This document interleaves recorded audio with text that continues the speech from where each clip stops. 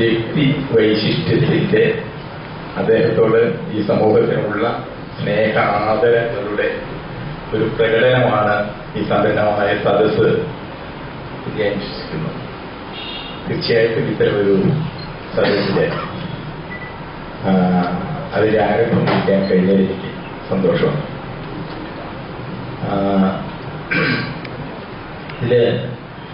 ഇതൊരു കുടുംബ സദസ്സ് പോലെയാണ്.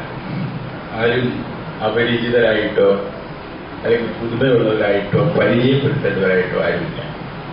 അപ്പോൾ തീർച്ചയായിട്ടും ആ ഒരു കുടുംബ സദസ്സിനുണ്ടാകുന്ന ഒരു അനൗപചാരികതയും അതിൻ്റെതായ എന്താണ് ഒരു ലാളിത്യവും അതിൻ്റെ ഒരു നിഷ്കളങ്കതയും ഒക്കെ നമ്മുടെ ഈ കൂട്ടായ്മയുണ്ട്.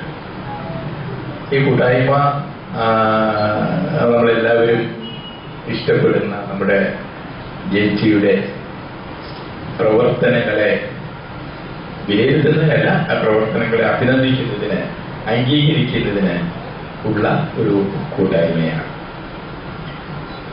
ഏതാണ്ട് 75 വയസ്സാകുക എന്ന് പറയുന്നത് ഇന്നത്തെ കാലത്ത് ചെറിയ പ്രായമല്ല.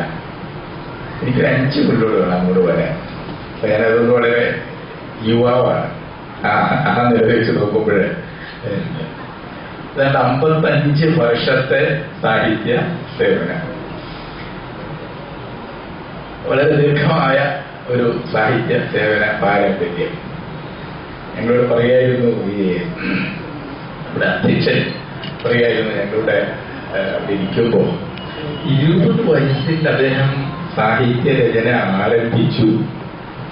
ആദ്യം എഴുതിയത് എന്താണെന്ന് നമുക്ക് അറിഞ്ഞുകൂടാ, നമ്മളാരും കണ്ടിട്ടില്ല. അപ്പോൾ അദ്ദേഹത്തിന് നമ്മളോട് പറയണം എന്നാണ് എനിക്ക് തോന്നുന്നത്.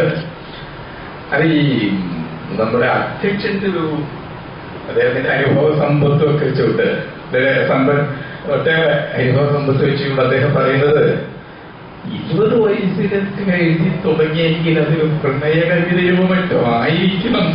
അല്ല, 20 വയസ്സിൽ പ്രകൃതി വന്നവരെയാണ്. ഓക്കെ,